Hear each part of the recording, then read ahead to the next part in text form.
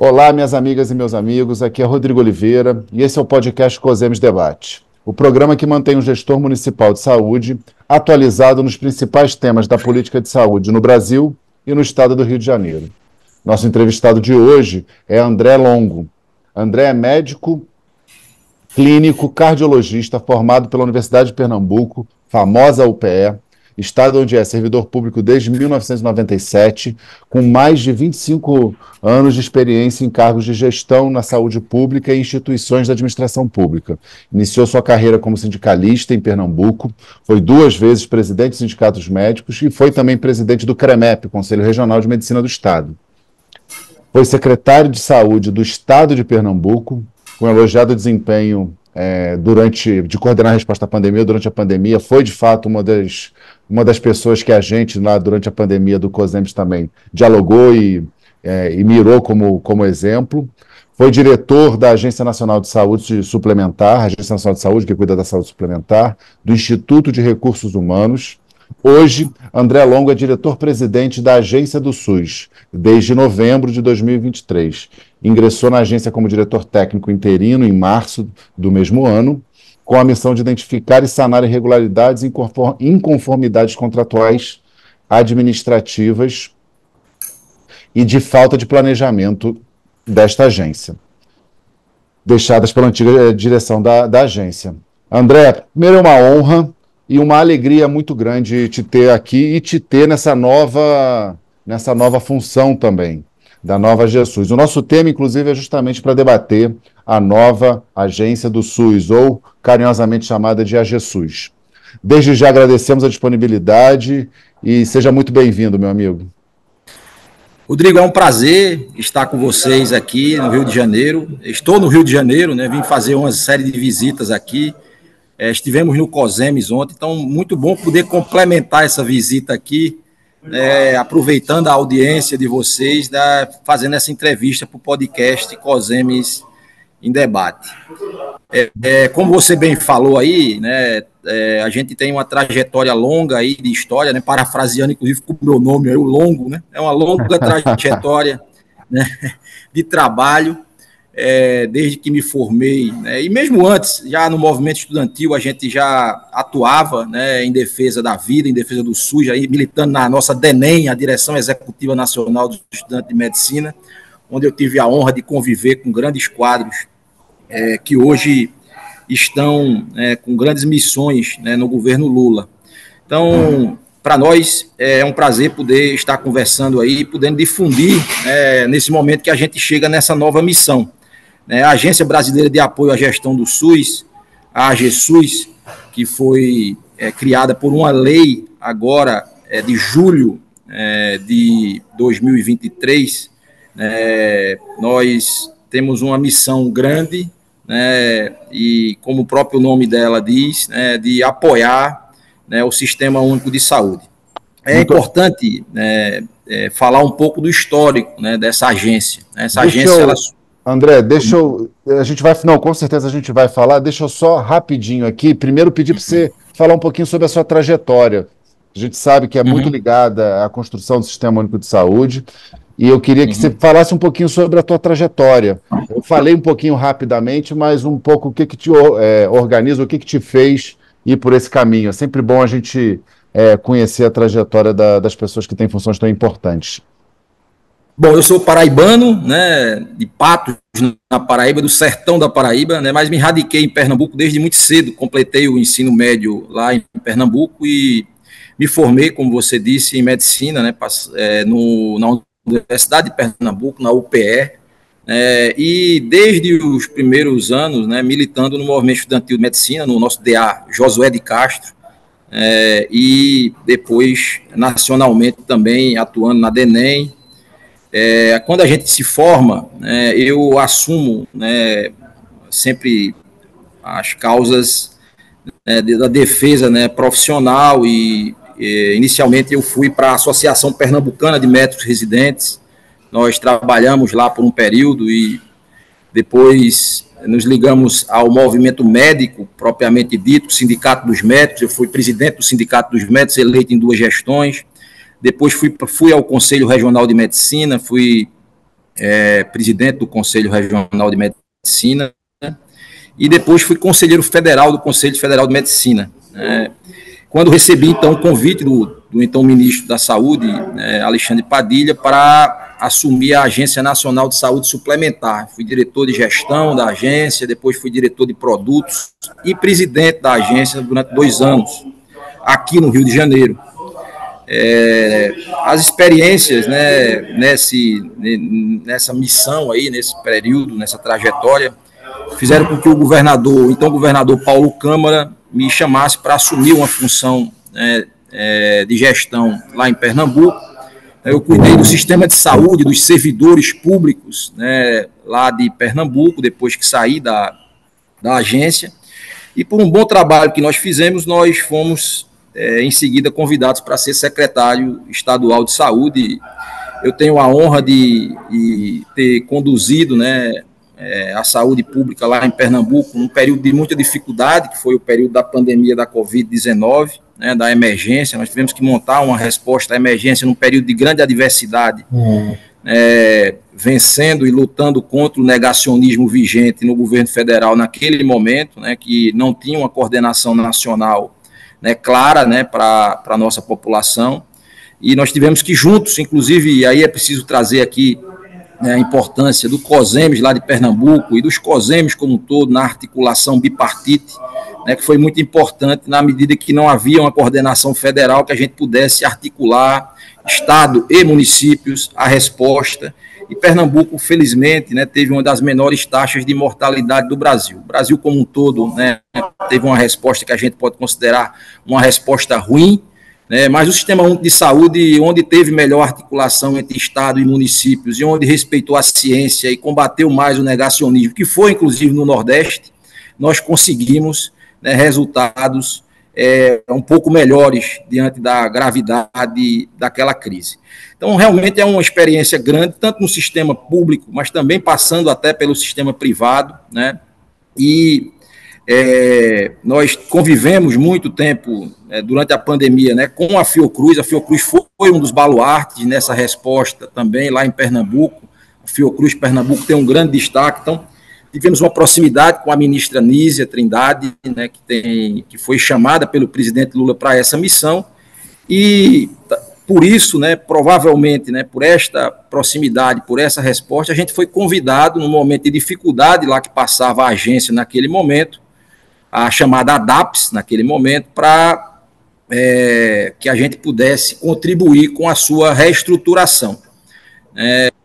Nós temos um compromisso histórico com o Sistema Único de Saúde, né, e a chegada, né, à ADAPS, no momento, né, de muitas inconformidades, né, que eram encontradas lá, né, teve uma decisão do Conselho Deliberativo da agência para que destituísse a diretoria de então, né, e eu, com mais 2 companheiras da saúde pública, pudemos iniciar esse processo de reestruturação, né, da agência. O governo Lula... Vamos, então, falar um pouquinho sobre a agência, que eu queria pedir para você aqui. Então, a ADAPS, ela foi instituída pela Lei 13.958, de 19, o objetivo de apoiar o desenvolvimento da atenção primária em saúde, chamada de Agência para o Desenvolvimento da Atenção Primária em Saúde. Recentemente, ela teve sua lei alterada, que além de modificar o nome, também mexeu no escopo. André, eu queria juntar algumas perguntas aqui para você avançar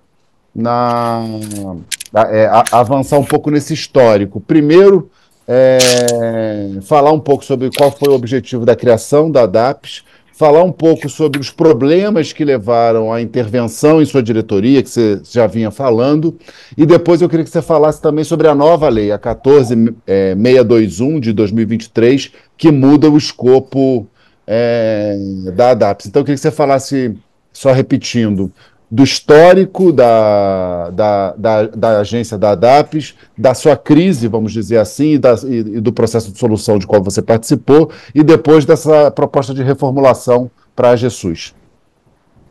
Bom, perfeito, Rodrigo. Veja, quando nós chegamos à agência, né, nós chegamos em 27 de março, nós pudemos perceber um pouco daquilo que foi, né, esse histórico, né, se apropriar melhor desse histórico em relação à agência. Então, como você falou, a Lei 13.958, lá de 19, ela surgiu, né, no início do governo Bolsonaro e ainda na perspectiva, né, do então ministro da Saúde, Mandetta, que foi um dos maiores críticos ao programa Mais Médicos, quando ele foi instituído lá atrás. Então, a ADAPS ela surgiu como uma resposta, né, do então governo Bolsonaro ao Mais Médicos, né? Na verdade, ela nasceu para substituir o Mais Médicos, né, com o programa Médicos pelo Brasil.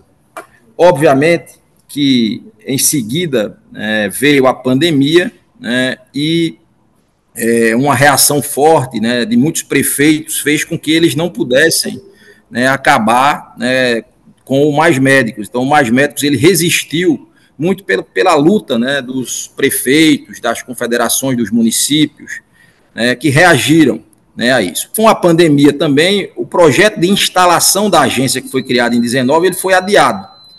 De fato, a agência só foi, né, ser criada, ou só foi ser instalada e colocada em funcionamento, né, a partir de 2022, quando os primeiros médicos do programa Médicos pelo Brasil foram selecionados.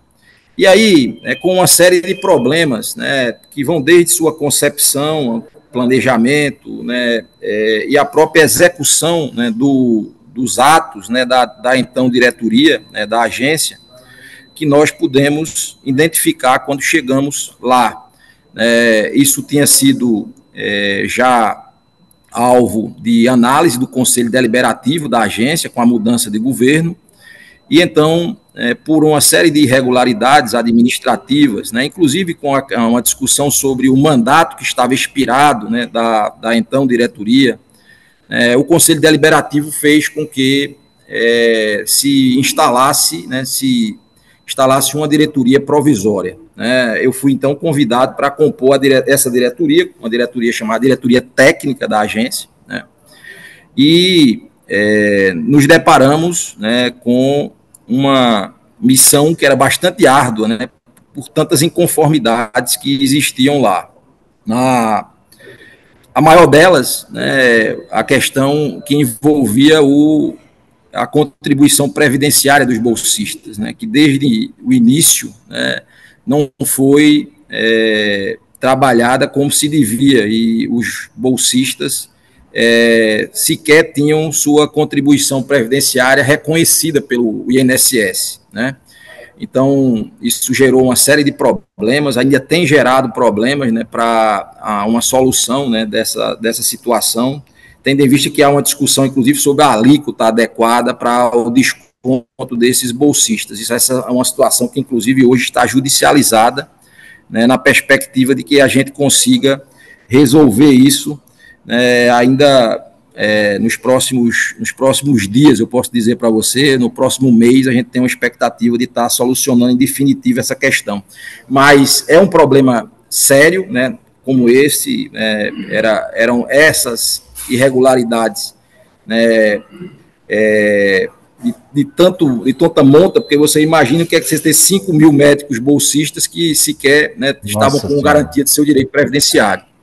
Mas, assim, havia algumas outras irregularidades, né, no próprio processo seletivo para o corpo de funcionários da agência, havia irregularidades contratuais também, que aí precisaria de muito mais tempo para a gente conversar aqui, né, para debater, mas o esforço, né, que foi feito junto com o Ministério da Saúde, né, foi no sentido de sanear, né, ao máximo essas inconformidades e irregularidades. Esse foi o papel da então diretoria interina, né, da agência. E nesse debate, né, o governo Lula resolve, né, já desde a transição, que a agência poderia contribuir mais com o Sistema Único de Saúde, né. Então, enquanto a gente estava trabalhando a correção dessas inconformidades, um projeto de lei, né, que inclusive foi apensado ao próprio projeto do Mais Médicos, que foi a Lei 14.621, que você já fez referência, faz a mudança, né, então, a ADAPS, né, transforma, então, a Agência de Desenvolvimento para a Atenção Primária à Saúde na Agência Brasileira de Apoio à Gestão do SUS. E, com isso, além do programa Médicos pelo Brasil, que continua um compromisso, né, com a formação desses bolsistas, né, da melhor maneira possível, mesmo diante dessas inconformidades que a gente encontrou, ela também amplia o escopo da agência, de forma mais ampla, não só mais focada no provimento médico, mas amplia para o provimento profissional, né, para todo o provimento de profissionais de saúde no âmbito do Sistema Único de Saúde, notadamente na atenção primária à saúde e mais ainda com foco nas áreas mais vulneráveis, nas áreas de vazios assistenciais.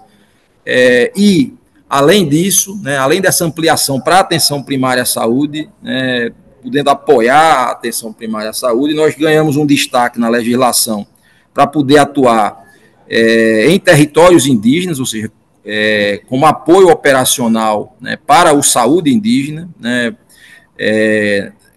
e isso, inclusive, para além da atenção primária, né, a agência consegue, no seu escopo legal, tem a possibilidade de atuar nos 3 níveis de atenção na saúde indígena e também com uma competência, né, de desenvolvimento de novas tecnologias assistenciais e de gestão para o Sistema Único de Saúde, além da produção de informações, né, dentro do escopo do provimento. Então, a gente ganha também a perspectiva de atuar em outras áreas, para além, né, da atenção primária à saúde. Então, nesse momento, nós estamos estruturando a agência, nós fomos nomeados em dezembro, né, a interinidade acabou em dezembro, nós fomos nomeados e estamos trabalhando junto ao Ministério da Saúde, né, quais serão as atribuições, né, de apoio operacional que a agência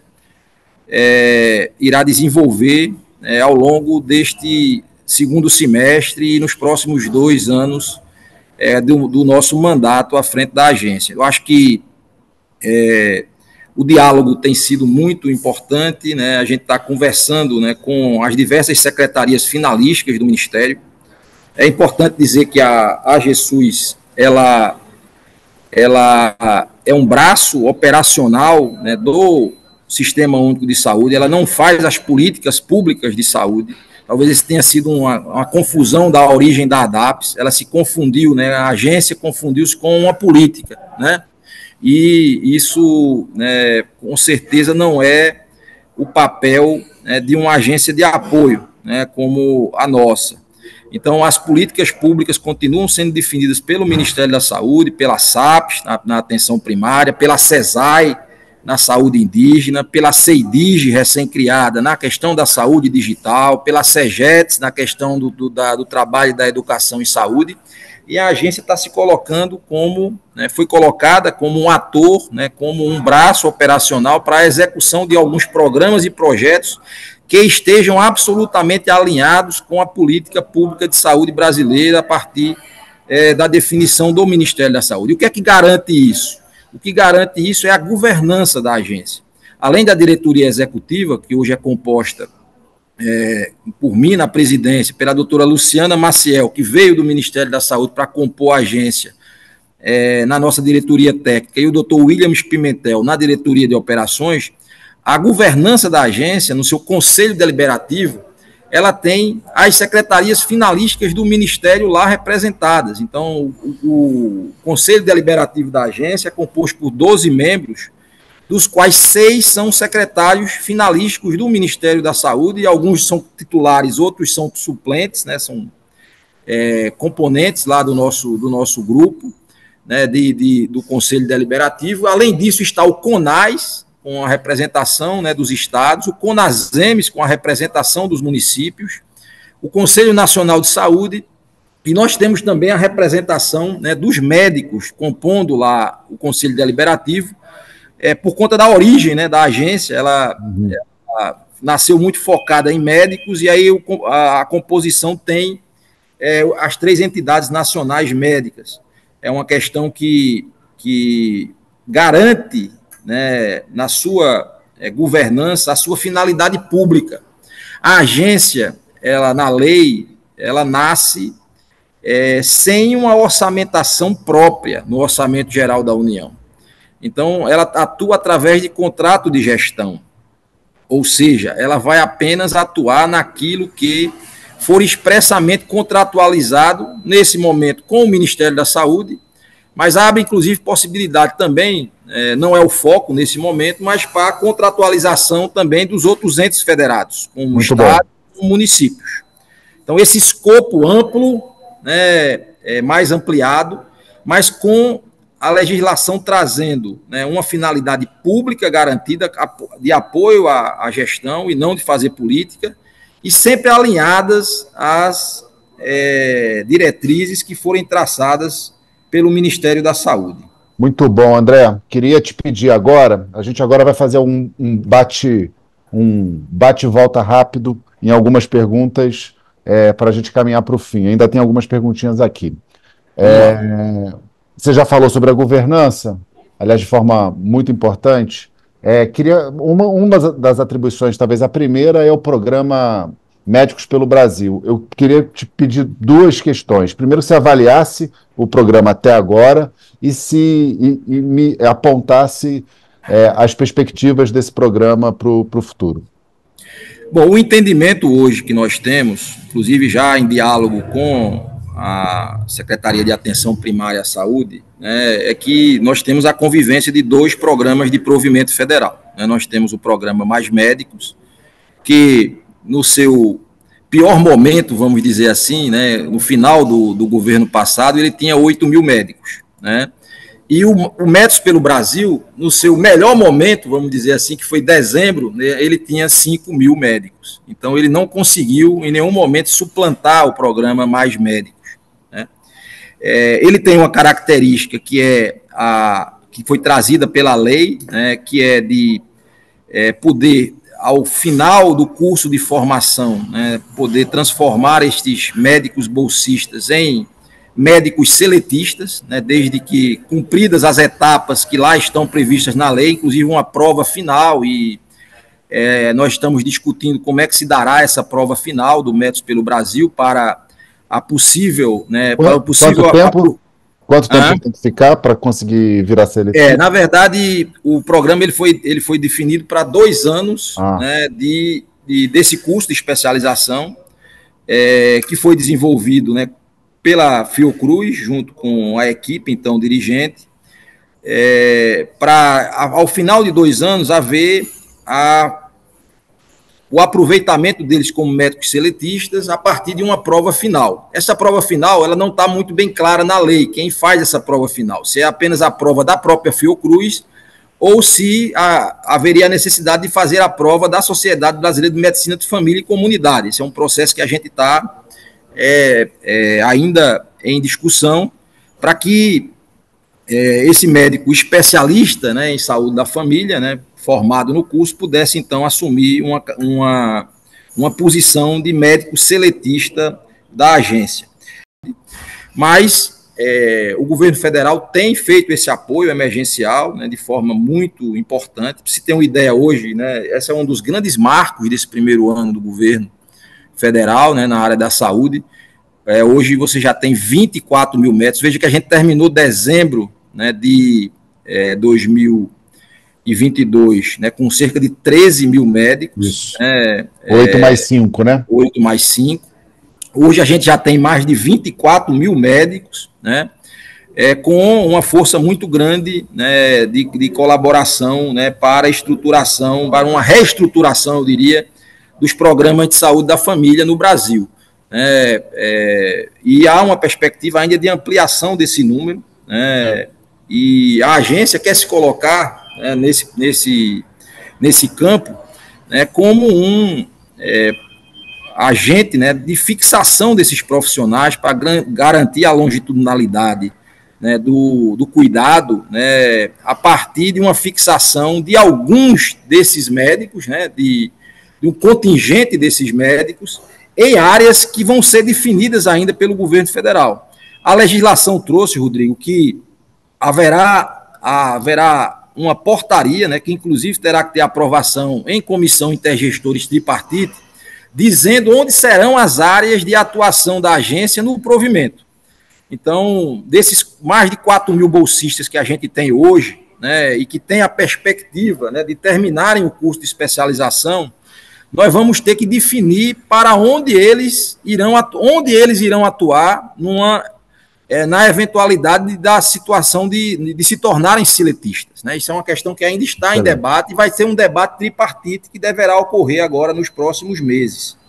Então, o Médicos pelo Brasil, ele tem uma perspectiva de formação desses médicos, né, que estão hoje como bolsistas, e uma possível incorporação de seletistas. A gente tem, e já estamos fazendo algumas modificações, né, no programa, porque o programa ele tem, né, na sua concepção, algumas questões pedagógicas que incomodavam a área técnica, né, tanto do Ministério quanto da própria agência. Essa questão do deslocamento, né, dos bolsistas, né, do território para fazerem sua formação, parte de sua formação junto aos tutores em outras localidades, é uma questão que é difícil, né, de você, além da dificuldade logística, né, que traz prejuízos aos territórios, porque se afastam, né, uma semana a cada 2 meses, né, se afastavam, né, porque a gente corrigiu isso, se afastavam pelo menos uma semana a cada 2 meses dos territórios. Isso muitas vezes gerava transtornos, e a gente entendia que também não era o melhor, né, do ponto de vista pedagógico. A gente sabe que as realidades, por vezes, são muito distintas, né? Os territórios são, por vezes, muito distintos, né, naturalmente, no Brasil tão grande quanto o nosso, né? E, para se ter uma ideia, essa foi uma das inconformidades também que a gente encontrou, né? Não havia tutores suficientes para receber todos esses bolsistas, né? Então, você tinha mais de 2 mil bolsistas que não estavam vinculados a tutores. Eles aceleraram muito o processo de entrada de bolsistas, até porque tinha uma meta de colocar 5 mil bolsistas nesse primeiro ano aí do programa, que foi 2022, e não deram as condições para que eles iniciassem o processo de tutoria, porque não contrataram os tutores nas regiões onde estavam alocando os bolsistas. Então, isso exigiu deslocamentos muito grandes, né, e amplos no território nacional. Foi uma das missões primeiras que a gente teve quando chegou na agência, na diretoria técnica, foi ajustar, e fizemos isso com o apoio do Ministério, o número de bolsistas ao número de tutores, diminuindo esses deslocamentos. Então, essa é apenas uma das questões. Dando mais racionalidade, né? Inclusive. Dando mais racionalidade a esse processo de deslocamento. Muito bom. E diminuindo, inclusive, porque a gente percebeu, e junto com a Fiocruz, nesse momento lá, o doutor Timóteo, que você conhece bem, o doutor Gésio Timóteo, estava nos ajudando lá na unidade de formação, ensino e pesquisa, e junto com a Fiocruz a gente viu que era possível, né, fazer essas tutorias de modo não presencial, de modo online, né, evitando esses deslocamentos e economizando, inclusive, também recursos públicos, né, por conta dessa necessidade de deslocamento. Então, hoje, nós estamos em tratativas com a Secretaria de Atenção Primária à Saúde para uma melhor definição que a gente acredita que deverá sair até o final desse mês de abril, porque outubro, Rodrigo, nós temos os primeiros médicos se formando, né, no curso de especialização da Fiocruz. E até outubro a gente precisa ter uma definição. E, obviamente, para garantir a previsibilidade, a gente tem uma expectativa de, junto com a SAPES, definir todas essas questões no mais tardar no mês de maio, para que a gente possa comunicar, né, todos os bolsistas do Médicos pelo Brasil, né, dos procedimentos que serão adotados até outubro, quando começa o processo dos primeiros estarem formados. Nossa, muito bom, muito esclarecedor e é fundamental essa previsibilidade e também a correção de falhas do programa. Queria te perguntar mais algumas questões. Primeiro, queria que você falasse um pouquinho sobre o projeto UBS Mais Digital e nesse bojo abordasse os planos da GESUS na área de saúde digital. Esse projeto é um projeto muito interessante, que foi desenvolvido em parceria com a Faculdade de Medicina da Universidade de São Paulo. Nós nos propusemos a levar a telemedicina em alguns vazios, em algumas UBS que não tinham médicos, isso notadamente em algumas regiões de maior vulnerabilidade. Eu gosto muito de citar o exemplo da UBS Paysandu, lá de Santarém, no Pará, que de Santarém para chegar nessa comunidade, que tem em torno de 4.000 pessoas, você tem 5 horas de barco. Leva 5 horas de barco. Lá nunca tinha ido um médico presencial. E nós, então, colocamos esse médico à distância, fazendo telemedicina, teleconsultas, um projeto que se propôs a avaliar a custo-efetividade dessa atenção primária à saúde à distância. Então, nós tivemos em 15 unidades básicas de saúde, ao longo dos últimos 10 meses, de 10 meses de 2023, e para a nossa grata surpresa, grata felicidade, foi um projeto bastante bem sucedido, mostrando que há um processo de resolutividade bastante expressivo, chega a 85% dos problemas sendo resolvidos por esse médico à distância, e um índice de satisfação muito grande, superior a 95% da população. E também posso dizer dos gestores que acompanharam esse processo nos municípios onde ele esteve atuando. Então, a gente hoje, Rodrigo, desenvolveu uma série de protocolos, alguns ainda estão sendo construídos, protocolos assistenciais voltados para essa atenção à distância, em comunidades onde não há médico, aproveitando a mão de obra que lá está, do enfermeiro, o técnico de enfermagem, o agente comunitário de saúde. Foi muito fazendo teleconsulta com o médico, garantindo teleconsulta.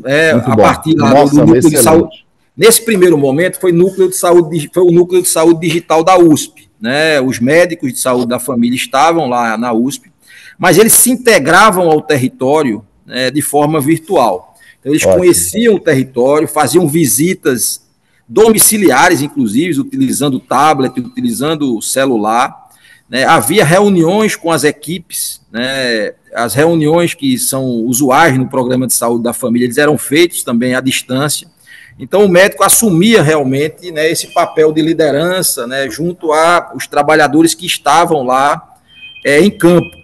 E foi bastante exitoso, nós podemos dizer, e isso nós já apresentamos à Secretaria de Informação e Saúde Digital lá do Ministério, a doutora Ana Estela Haddad, a CEIDIG, a chamada CEIDIG, e nós alinhamos que nós vamos instalar um núcleo de saúde digital da AGSUS, com o primeiro foco neste desenvolvimento do programa UBS Mais Digital. E focados, nesse primeiro momento, numa situação que é corrente nos programas de provimento, que são os afastamentos necessários, justos, claro, das licenças maternidades das mulheres bolsistas gestantes, que se afastam. Então, para se ter uma ideia, desses 24 mil profissionais que nós temos hoje atuando nos programas de provimento, eu estou juntando aí o Mais Médicos e o Médicos pelo Brasil, nesse momento nós temos 300 mulheres em licença de gestação. Isso, como sabe, e eu discuti ontem com a doutora Maria Augusta aí no COSEMES, né, traz um transtorno para os gestores, né, para os gestores, momentaneamente, né, eles ficam sem esse profissional e tem muita dificuldade de reposição. Então, o programa UBS Mais Digital vai ter um foco inicial na substituição desses dessas bolsistas, né, que entram em licença maternidade, para que a gente garanta que, nesse período aí, as comunidades não fiquem sem um profissional. Então, nós vamos tentar escalar esse projeto dentro da agência, né, com esse foco inicial, mas depois ele poderá ser ampliado ainda mais dentro da agência. Hoje, essa é uma das nossas prioridades que está sendo desenvolvida aí pela nossa área técnica. Muito bom. Caminhando agora assim para o fim, queria que você falasse rapidamente sobre as perspectivas do futuro. Você já falou um pouco, mas falasse um pouco sobre o futuro e as perspectivas da AGESUS. Nesse momento, nós estruturamos a AGESUS, novos estatutos, novo regimento, novo manual de pessoas, no regulamento de pessoas, estamos estruturando todos os normativos da agência e no diálogo com o Ministério para entender como ajudar, né, a fazer a diferença, né, dentro de programas e projetos do Ministério. Então, esse alinhamento com as secretarias finalistas. E nós temos a expectativa, né, de que até outubro nós tenhamos novos contratos de gestão com o próprio Ministério da Saúde em algumas áreas de necessidades, né, das secretarias finalísticas, que podem realmente impulsionar a agência para esse papel de apoio operacional ao SUS. Temos feito hoje uma série de visitas também a estados, a municípios, né, para se colocar, né, como essa nova estrutura dentro do Sistema Único de Saúde, né, e colocando um potencial também de fazer algumas atividades junto a estados e municípios. É preciso dizer que sempre isso passará pelo nosso Conselho Deliberativo. A agência hoje, então, tem um foco muito maior, né, nessa articulação com o Ministério da Saúde, mas tem um potencial de futuro para também tocar alguns projetos de estados e de municípios, né, e inclusive com a possibilidade de apoio e interveniência do próprio Ministério da Saúde em alguns projetos que possam ser de grande valia para o Sistema Único de Saúde. Temos uma perspectiva também muito interessante na área da saúde indígena, temos discutido com a CESAIA que é importante fazer sempre a prevenção de que o controle social indígena, né, em respeito às normativas internacionais da Organização Internacional do Trabalho, que prevêem que você tenha que fazer a consulta prévia para atuar em território indígena, nós estamos respeitando tudo isso a partir de uma portaria que foi instituída pela ministra de Estado da Saúde, a doutora Nízia, no sentido de ausculta dos povos indígenas, né, para que a agência possa se colocar como uma alternativa, né, viável, né, de prestação de serviços dentro dos territórios indígenas. Então, essa é uma questão que nós zelamos muito. Nesse momento, esse grupo de trabalho já está trabalhando, né, já está operacional e, em breve, poderá apontar, né, a Agência Brasileira de Apoio à Gestão do SUS como mais um ente que poderá ajudar dentro dos territórios indígenas. A gente vive uma situação de emergência, né, em algumas áreas, especialmente na área Yanomami, e a agência quer se colocar como uma alternativa para poder apoiar a CESAIA, apoiar a saúde indígena, desde que obtenhamos a aprovação, né, do controle social indígena. Excelente. Por fim, qual recado você gostaria de deixar às gestoras e gestores municipais de saúde?